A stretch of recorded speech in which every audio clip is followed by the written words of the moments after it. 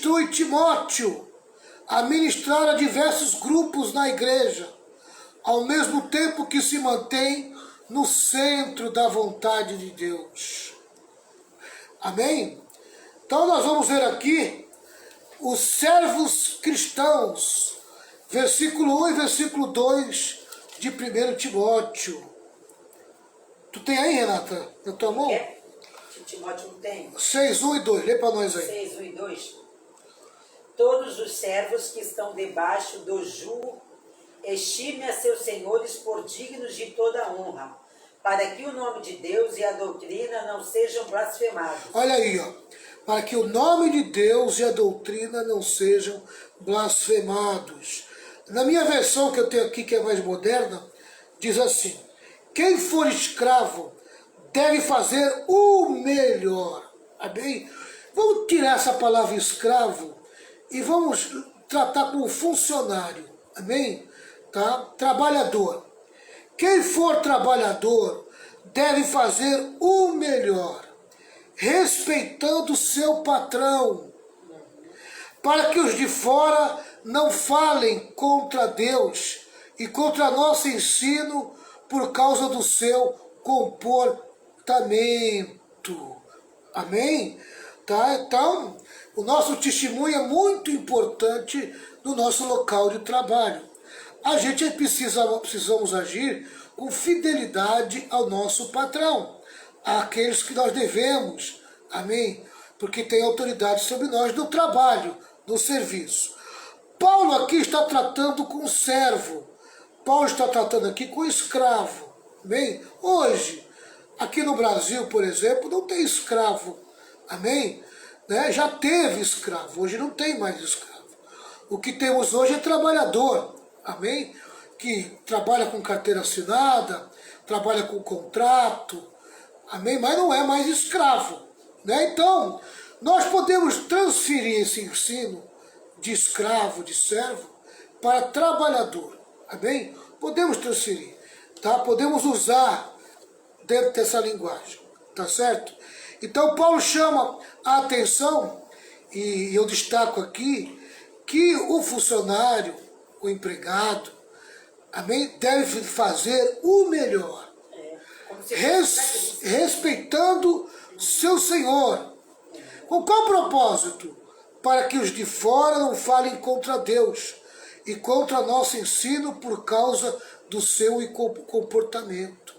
Amém? Que moral que nós vamos ter se nós lidamos, agimos de maneira ímpia, de maneira contrária à vontade de Deus? Hein? Nós não vamos ter moral, né? Se você tem um patrão cristão, faz ainda mais. Lê na sua versão aí, Renata, onde você parou. O 2, né? Isso, no versículo 1 e 2. O 1 eu já li, quer que eu repita? O 2, pode ler o 2.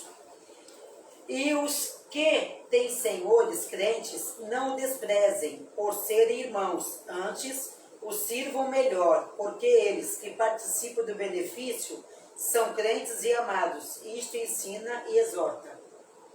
Amém. Então, se você tem um patrão que é cristão, então procure fazer ainda mais. Amém? Quer dizer, se você trabalha para uma pessoa que não é crente e você faz o melhor, para aquele que é crente, aquele teu patrão crente, tu tem que fazer melhor ainda. Não é verdade? Tá? Os senhores deles são também seus irmãos amados. Amém? Então a gente precisa saber lidar no nosso trabalho, no dia a dia, né? Nosso local de trabalho, nós temos que saber lidar com esse comportamento. Amém? Com esse comportamento. Tá certo? Vamos lá. No versículo 1 e 2, nós temos aqui o seguinte comentário. Nós vamos ver aqui o comentário para ver como o negócio é mais profundo.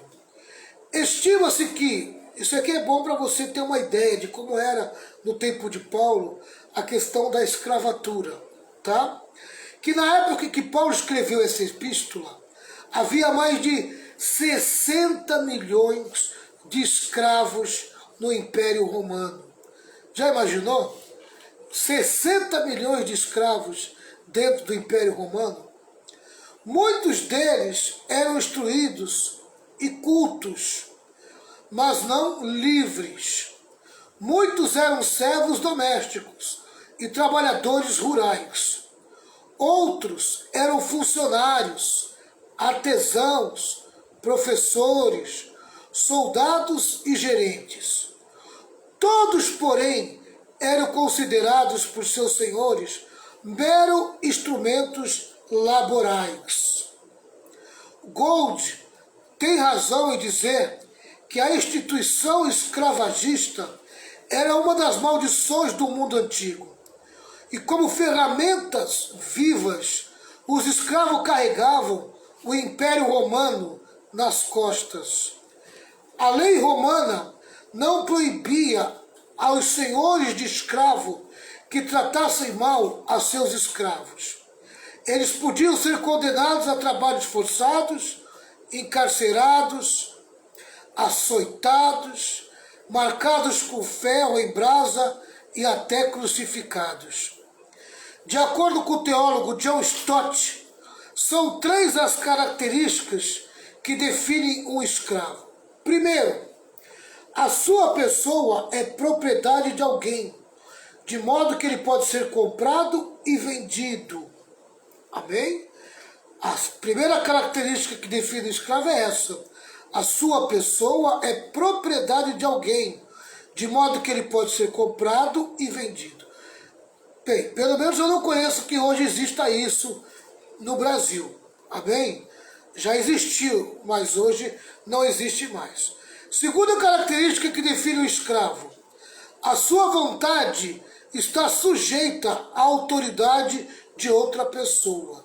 Ele era mandado, só fazia o que era mandado. Amém? Terceiro, o seu trabalho é obtido pela força que o outro lhe impõe. Né? Quer dizer, ele trabalhava debaixo de chibata, né?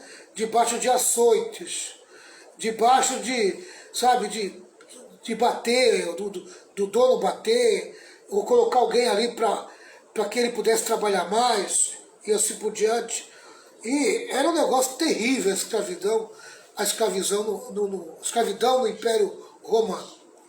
A fé cristã não atacou frontalmente a escravidão a fim de não criar uma insustentável rebelião social. Bem, você imaginou a dificuldade que devia ser para a igreja cristã no meio do Império Romano, onde tinha que tolerar leis, amém, que beneficiavam donos de escravos? Você imaginou como era a vida dos escravos naquele tempo e a igreja cristã naquele meio? E muitos deles se convertiam a Cristo. Vamos lá. No entanto, a doutrina apostólica minou a escravidão ao ensinar que os mercadores de escravos estavam quebrando a lei de Deus. Isso porque tanto os senhores como os escravos têm o mesmo valor aos olhos de Deus, uma vez que Deus não faz acepção de pessoas. Amém? Quer dizer, isso foi sendo introduzido na sociedade. Amém? Sabe? Foi trabalhando dentro da cultura do Império Romano, esse tipo de pensamento, né? Foi se destruindo, foi se minando o pensamento escravatista e aos poucos foi libertando as pessoas da escravidão. Mas foi um processo muito grande, não foi do dia para a noite. Amém? Embora os escravos não tivessem nada a reivindicar, Paulo ordena que os senhores tratem seus servos com justiça e equidade. Colossenses 4, versículo 1. Isso, a pastora Renata vai procurar ali. Se você quiser anotar para depois você ler. A doutrina apostólica afirma claramente que senhores e servos são irmãos em Cristo. Amém? Tá? Senhores e servos são irmãos em Cristo. Quando eles fazem parte de uma igreja, pode ser servo, pode ser senhor, são irmãos. Ali não existe senhor nem servo. Ali todos são irmãos em Cristo. Todos são filhos de Deus. Pode ler aqui? Pode ler. Colossenses 4:1, né? Isso. Vós, senhores, fazei o que for de justiça e equidade a vossos servos, sabendo que também tendes o Senhor nos céus. Amém.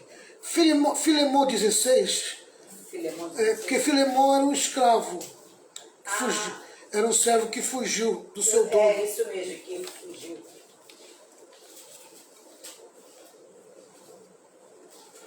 Mesmo que o escravo continue debaixo do jugo de seu senhor, ele é livre em Cristo. Qualquer um é livre. Amém? Aleluia. Quando você está em Jesus, você deixa toda a escravidão de lado. Acabou. Quebrou na tua vida. Amém? Principalmente na questão do pecado. A partir do momento que nós estamos em Jesus, nós não somos mais escravos do pecado. Nós não precisamos mais obedecer ao diabo, não precisamos mais se sujeitar às coisas erradas, principalmente ao pecado. Né? Somos livres, completamente livres. Pode falar, Renato. Filemão quanto? 16. 16. Mas é 1:16, 2:16? Filemão só tem um capítulo, Renato. Deixa eu ver aqui. 16. Até que tem Isso. sabia? Não já como servo, antes mais do que servo, como irmão amado, particularmente de mim, e quanto mais de ti, assim na carne como no Senhor. Amém. Paulo chama Filemão de irmão. Irmão, E na verdade ele é um servo foragido, É. né? Tá? Esse Filemão só tem um capítulo só, Renato. estou confundindo com Filipenses. Olha. É. Tá? Vamos lá. Vê para mim aí, 1 Coríntios 7, 22. 7. Nessa mesma linha de pensamento, Charles Edman escreveu: Paulo nem condena a escravidão, nem incita a revolução. Ensinou, porém, grandes princípios que atuaram pouco a pouco com passo firme, que aboliram a escravidão e contribuíram para a libertação política e a justiça social. Foi por meio dos ensinamentos de Paulo que foi chegando-se a libertação dos escravos em todo o Império Romano. Amém? Tá? Foi aos poucos, não foi do dia para a noite. Pode ler, Renata. Porque o que é chamado pelo Senhor, sendo servo, é liberto do Senhor. E da mesma maneira também o que é chamado sendo livre, servo é de Cristo. Amém? Então, se a pessoa foi chamada como servo, em Cristo ela está livre. Mas não está livre de servir o seu Senhor. Amém?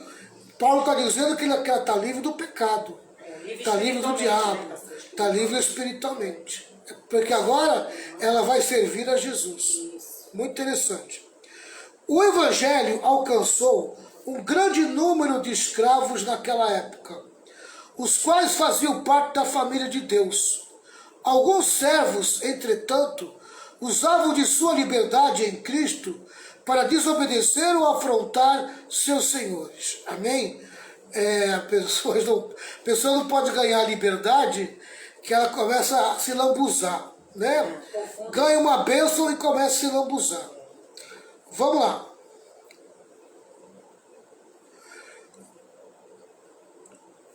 Isto era um mau testemunho e criava obstáculos ao avanço da fé cristã. Paulo, então, passa a regulamentar a relação de servos e senhor, mostrando como ela poderia abrir portas ao Evangelho em vez de ser um entrave ao testemunho cristão. O apóstolo Paulo fala sobre dois grupos de servos. Amém? No versículo 1 de 1 Timóteo capítulo 6, a pastora Renata vai ler. Timóteo 1, 6. 6 e 1. 6, 1. Todos os servos que estão debaixo do jugo estimem a seus senhores por dignos de toda honra, para que o nome de Deus e a doutrina não sejam blasfemados. Amém? Vamos entender isso. Uhum. A conversão de um servo não muda a sua posição social. Mesmo após sua conversão, o servo precisa considerar seu senhor intimamente no coração e também externamente através de sua postura como uma pessoa digna de toda honra. Amém? Amados, há uma coisa aqui que eu queria ensinar para os dias de hoje. Às vezes a pessoa se converte e ela trabalha num lugar que para um crente é muito difícil. Por exemplo, eu quando me converti, amém, eu era vendedor de uma marca de refrigerante, que também era vendedor de uma marca de cerveja. Amém? Tá? Aquilo ali era a minha profissão. Eu era vendedor. Percebe? E na minha conversão, a minha profissão veio comigo. Eu não poderia sair nem pedir as contas no primeiro momento, porque eu vendia um produto que para os crentes, amém, não convém, né, beber, que era o caso da cerveja. E eu precisava ganhar o meu pão. Eu questionei muitas vezes Deus a respeito disso e nunca tive uma resposta sobre isso, sobre se eu tinha que continuar ou não. Amém?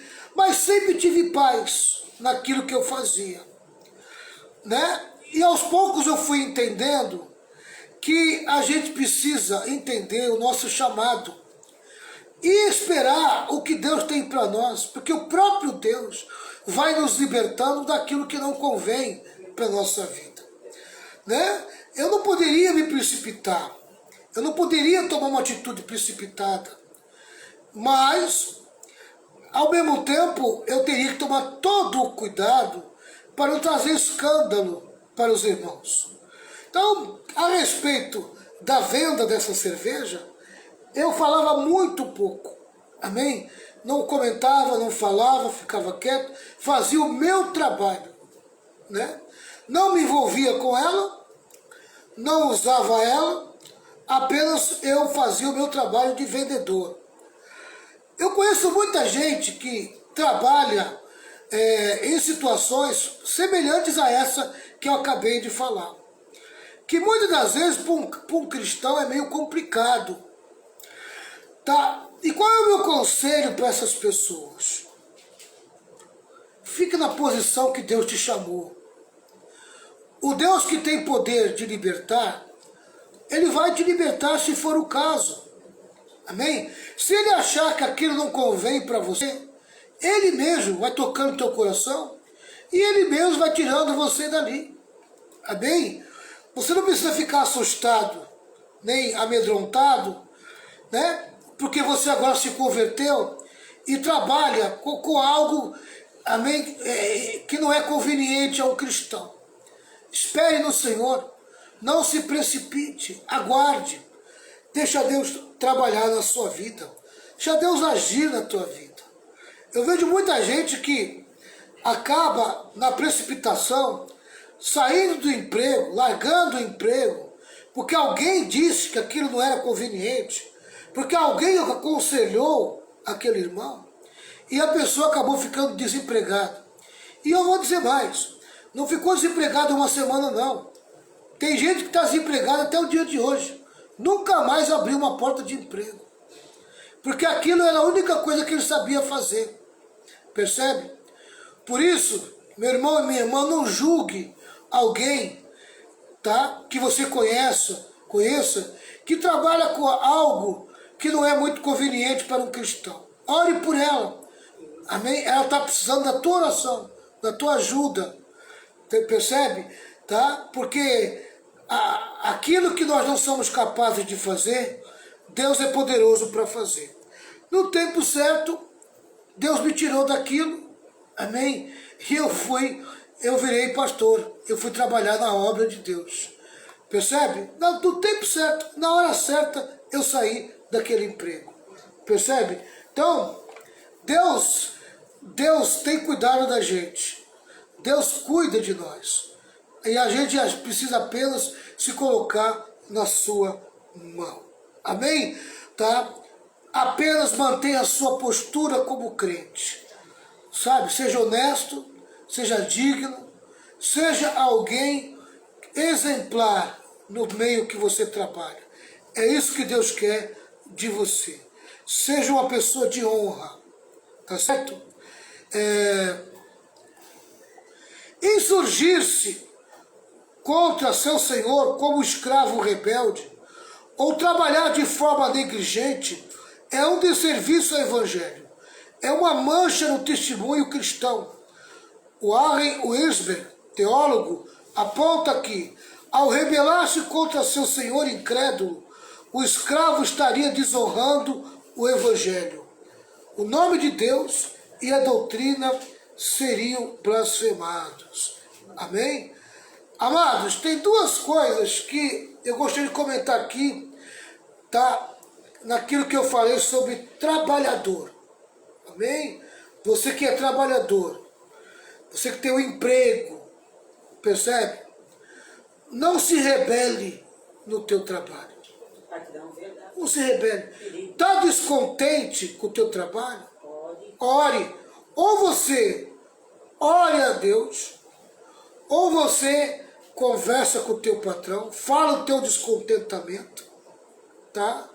Se o teu patrão não puder resolver o teu descontentamento, então ore, para que Deus prepare para você, ou que esse lugar melhore, ou você encontre um lugar melhor para você trabalhar.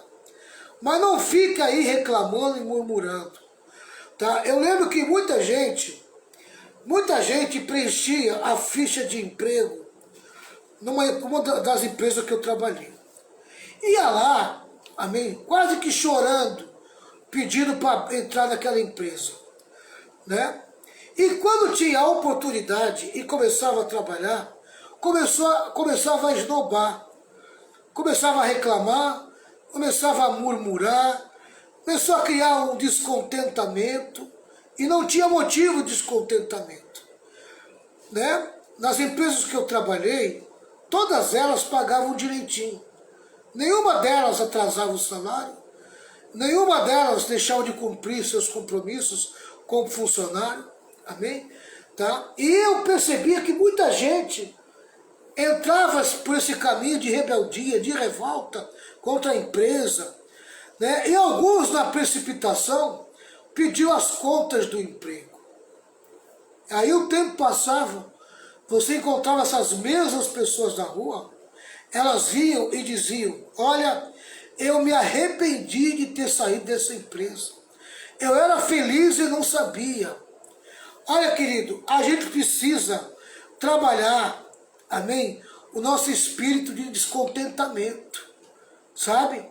Isso é como se fosse uma doença na alma de uma pessoa.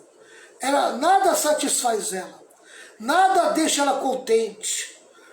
A gente precisa trabalhar isso na nossa vida, sabe? E tem muita gente que tem um emprego, tem um trabalho, mas está descontente. Está lá reclamando, murmurando, tá entendendo? Mas ao mesmo tempo não consegue trabalhar em outro lugar, não consegue arrumar outro emprego e fica ali descontente e sabe que se sair dali vai ficar desempregado. Então, meu irmão, se você tem que trabalhar ali, amém? Busque o meio de ser feliz naquilo que você faz. E fora, pastor, que ainda fica amaldiçoando o dinheiro que recebe, o pagamento. Tem gente que ainda amaldiçoa, fala essa miséria, entendeu? Tem que abençoar o que E quando o crente faz isso, ele está desonrando a Deus. Ele está desonrando a Deus, é verdade. Desonrando o Senhor. É verdade. Né? Está desonrando a Deus. Tem que agradecer a Deus, né? Pelo pouco ou muito que entra, né, pastor? Exatamente. Amém? O nome de Deus e a doutrina não podem ser blasfemados. Tá? Então isso aí, tá? Quando você for trabalhar com incrédulo, vigia, toma cuidado, para você não dar mau testemunho no teu ambiente de trabalho. Segundo lugar, servos de senhores cristãos. Também os que têm senhor fiel, não tratem com desrespeito. É o versículo 2, Renata. 2, pastor. 1 Timóteo 6,2. E os que têm senhores crentes, não os desprezem, por serem irmãos, antes os sirvam melhor, porque eles que participam do benefício são crentes e amados. Isto ensina e exorta. Amém. Aproveitar-se do fato de que seu patrão é também seu irmão em Cristo, para se rebelar contra ele, ou ser negligente do trabalho, é um péssimo testemunho. Paulo orienta que os servos de senhores crentes os tratem com honra e trabalhem com ainda mais denodo.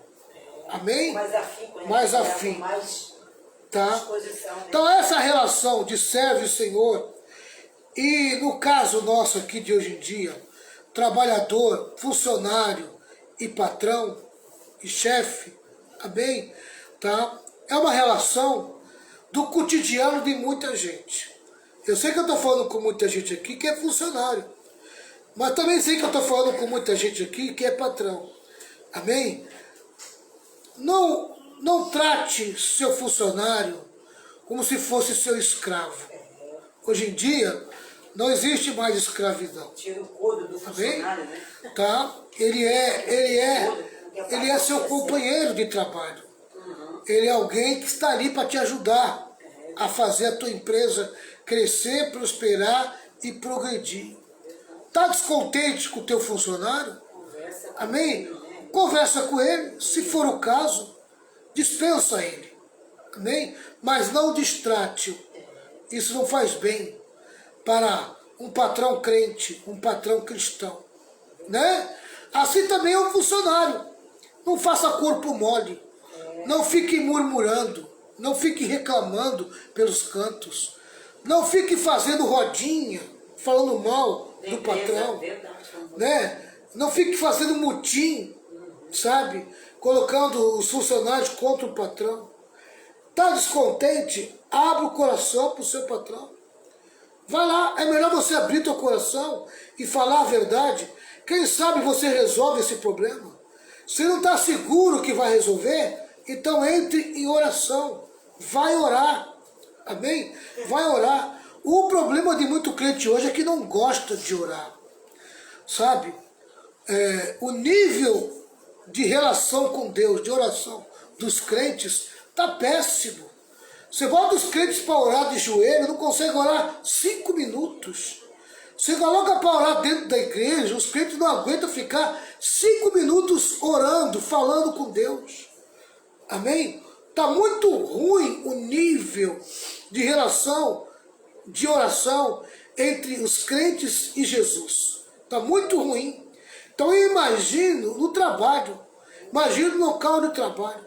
Quando eu trabalhava secularmente, eu não tinha tempo ruim. Quando eu precisava orar, eu orava. Amém? Tá? Eu fazia do banheiro meu trono, meu lugar de oração. Sabe? Eu estava no banheiro, trancava, e muitas das vezes eu estava lá orando, buscando a Deus. Não tem lugar aonde o crente não possa orar. Em qualquer ambiente ele pode orar. Aleluia. Ele pode ir para um cantinho escondido, ali em pensamento, fazer uma oração a Deus. É que hoje em dia os crentes não gostam de orar. Amém? Mas está muito ruim, muito péssimo, sabe? O comportamento dos crentes em relação à oração. Sabe? Cantam que é uma beleza, conhece hinos de cor salteado, conhece música de cor salteado, conhece cantores de cor salteado, conhece nome de músicas de cor salteado, amém? Mas não consegue fazer uma oração de 15 minutos, de 20 minutos, de meia hora nem se fala, né? Consegue, pastora Renata? Eu não sei o que está acontecendo na vida dos crentes hoje. Mas essa é a verdade. Muita gente não consegue orar. Muita gente não consegue buscar. Percebe? Amém? Então, amado, em nome de Jesus, está com problema na tua relação profissional? Vai orar. Orar, orar. Deus toca no patrão. Deus toca no funcionário. Deus toca em qualquer pessoa. Deus mexe, incomoda, fala. Amém? Fala. Aleluia. Direciona. Direciona. Nessa fábrica de refrigerante que eu trabalhava, antes de eu ser vendedor, eu trabalhava no escritório. E eu estava pedindo a Deus, ou Deus me promovia nessa empresa, ou Deus me preparava um outro emprego para mim poder sair e trabalhar. Eu já não estava tão feliz na função que eu estava. Eu trabalhava muito e ganhava pouco.